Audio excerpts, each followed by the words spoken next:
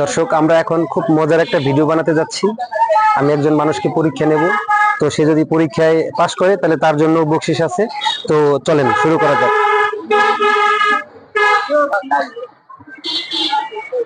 ভাই, আমার একটা দুঃখের কথা শেয়ার করতে চাই। বলেন। এই আমরা দেখলে হয়তো বোঝা যাইতেছে না, কিন্তু আসলে সত্যি কথা বলতে আমার কাছে টাকা নেই। আমি একটু ওই সামনের স্ট্যান্ডে যাবো, আমার একটু নিয়ে যাওয়া যাবে ভাই? যাবো ভাই। শিওর? টাকা নেই কিন্তু। আচ্ছা সত্য, আমি মানি ব্যাগ রেখেছি, সাথে টাকা নেই। আমার ওই জায়গায় যাইতে হবে, ঠিক আছে? নিদাবিতে আমার নিয়ে যেতে হবে। আচ্ছা তো রাজি তো? আচ্ছা ঠিক আছে, তাই চলো ভাই। উপকার হলো, সত্যি আমি অনেক বিপদে ছিলাম। ঠিক আছে।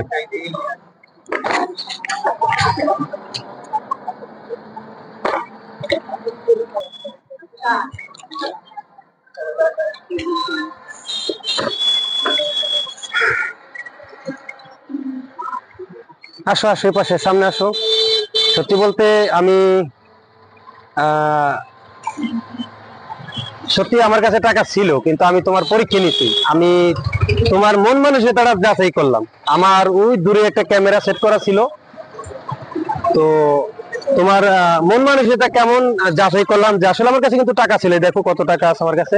কিন্তু আসলে শোনো শোনো, আমি বলি। তো আমি চাইছিলাম যে দেখি এরকম একজন ভাই পাই কিনা, যে আমার টাকা নাই বললেও আমাকে নেয় কিনা। কারণ বেশিরভাগ ক্ষেত্রে আছে, এখন যদি কারো কাছে কেউ টাকা পয়সা চায়, দিতে চায় না, বা কোনো সহযোগিতা চায় বা সাপোর্ট চায়, তো মানুষ করতে চায় না।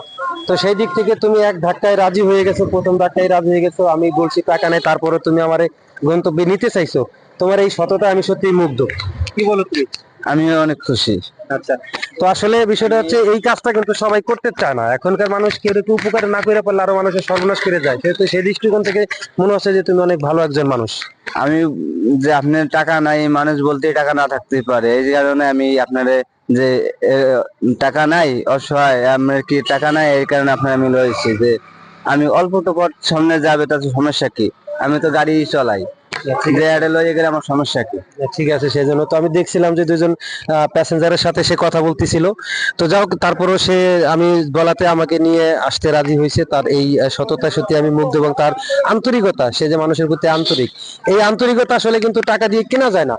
তারপরে আমি তার আচরণে খুশি, আমি তাকে একটা বকশিস দেবো। তো সেই বকশিসটা আমি তাকে দেবো, আমি আশা করবো যে সে বকশিসটা নিবে। না দাদা, আমার লাগবে না। না, আসলে আমি সত্যি বলতে আমি খুব ভালো মানুষ খুঁজি, আর আমি চাই সমাজের প্রত্যেকটা মানুষ তোমার মতো হোক। না, আমি নিয়ে এসেছি। এখন এই মানুষ, তুমি তোমার দেখা দেখি, শোনো, আজ তোমার দেখা দেখি যদি আরো 10টা মানুষ এইভাবে হয়, মানুষের উপকারের জন্য আমরা সবসময় নিবেদিত থাকি। তো এই জিনিসটা তোমার কাছ থেকে আমিও শিক্ষা পাইলাম, যে তুমি ভ্যান চালক হয়ে আমাকে যে সাপোর্টটা দিলে, অনেক সময় আমি এই সাপোর্টটা অন্যকে দিতে চাই না। অথচ আমাদের সবার উচিত এই মেন্টালিটিটা থাকা উচিত, আমাদের সবার উচিত এভাবে মানুষের উপকার করা উচিত। তো তোমার কাছ থেকে আসলে আমার ভীষণ ভালো লাগলো ভাই। তোমার সাথে আমার সত্যি অনেক ভালো লাগলো। তোমার জন্য দোয়া থাকবে, আর আমার জন্য দোয়া করো।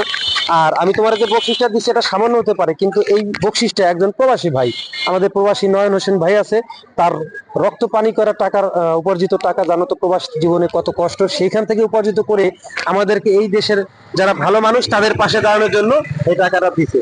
তো আমি তোমাকে একজন ভালো মানুষ হিসেবে পাইছি, তাই তোমাকে আমি 500 টাকা উপহার দিচ্ছি, তুমি খুশি মনে গ্রহণ করো। আলহামদুলিল্লাহ।